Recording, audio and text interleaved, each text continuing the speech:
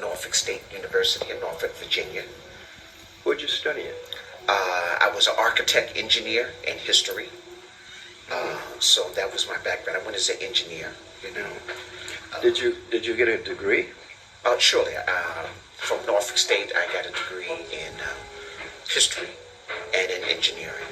And then I went on to Rutgers Graduate School and got a master's at Rutgers and went to the University of Dar es Salaam in Tanzania, received another master's degree, then came back and did another master's degree dealing with ancient Egyptian history, chematology. You also have a PhD? And I have a PhD that's also in anthropology and history. Anthropology and history? Right. As a competitor, in fact, a world competitor and champion. So talk to us a little bit about the two and the connection. Yes, well, again, my martial arts started in 1964 is when I first started, you know, and under my Mfundisi Maasi, and I took Bando, Burmese boxing first. And I trained with Bando all the way till I went to college. And when I graduated from college in 71, I got into Chinese Shaolin Kung Fu. And I matriculated up to an 8th degree master. Became 3 times national champion in Shaolin Kung Fu. Got a free trip to China. There I was awarded my 8th degree. I was a 7th degree before I went. I came back and I was into the African martial arts starting around 1980. And then by 1985, I was awarded Malanga. That's a master in the African martial arts. And I took 3 more world championships and became Mfundishi in 1992, which was grappling, you know, from Ghana, from Senegal, from Benin. I traveled to Mali. You know, I went inside. I did hand-to-hand grappling in Sudan. What is grappling? What is grappling? Hand-to-hand grappling? It's today what they would actually call mixed martial arts. It's like wrestling, jiu-jitsu, judo, throws, holds, locks. We are the creators of that. Before there was a China, a Japan. The arts in Africa, you have to understand, the Japanese just got to Japan about 2,000 years. Africa already, our arts was over 100,000 years old. Organized art. In ancient Kemet, you can see the friezes on the wall of grappling techniques, throws, locks, holds. You can see the foundation of yoga, all those things. You see, what I learned in Africa is that all this was connected. The meditation, the yoga, the martial, what we call it the Manchu arts, because Manchu was the patron, the nature of war based upon Ma'at.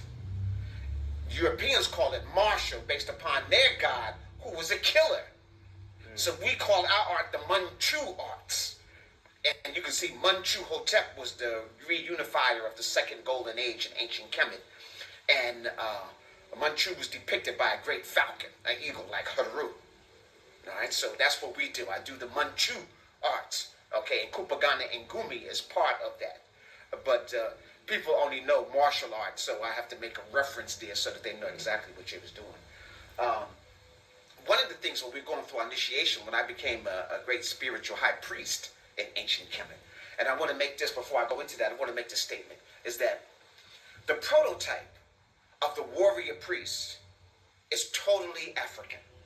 When we see the Buddhist monk, when we see the Tibetan Lama, when we see Shaolin priest, when we see all that pattern come from ancient Kemet. And the Kemet temples, in the morning, you adorn Ra, you did your prayer, meditation, and yoga postures.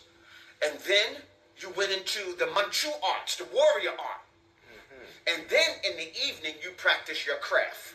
So that's what was done among the Buddhists, and all of those temples you see were imitating. Now, they shaved their heads bald because they saw some of the priests bald.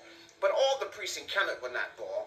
Wild priests were bald, and some priests, but priests had locks, and priests were bald. So, you know, in ancient Kemet. But that's the prototype of all of throughout Asia of the warrior, the spiritual warrior monk and all of that came from ancient Kemet. One of the things we had to do, here in the background, you'll see a real leopard skin. Well, when I became a high priest, you couldn't go to Macy's and buy a leopard skin. You had to go out to prove yourself that you were really this warrior.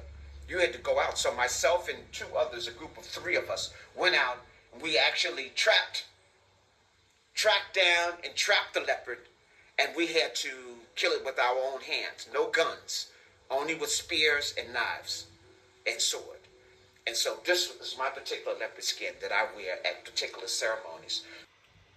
Indigenous people probably had some form of combat or martial arts to protect themselves.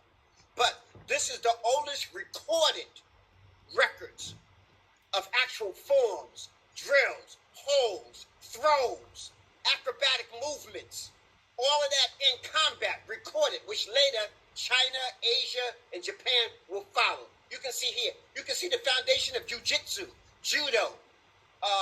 They have the sword fighting, the stick fighting. It's all here on the walls recorded. And this was 2000 BCE, and it was already ancient then. Let me say this. The 7 islands of Japan, we're talking about 600 in the AD, in the Common Era. So this is over 2,000 years older than the Japanese. You can actually see the Chinese. This was already over 1,500 years old before Damu set up the Shaolin Temple in China. And Damu is a 26th disciple of this order. 26th disciple traveling from Asia, from Kemet, all the way to China.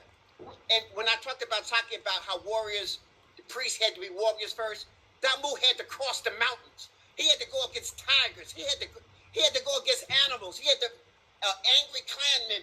But by himself, he was able to beat everybody and could not be touched, spreading love and peace. Okay? So I'm just trying to show the more powerful you are, the more gentler you can become. Aspects.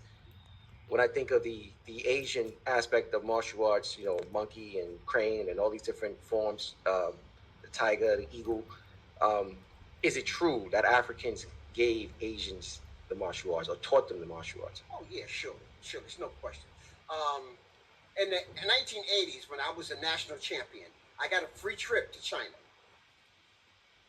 I visited the Shaolin temples, because there's more than one. I visited the Shaolin temples, and on the wall, you see black teachers, like at least half the teachers there are black men of African descent, teaching the Chinese. So my first question was, how come you didn't show me this? I mean, we don't see this in America.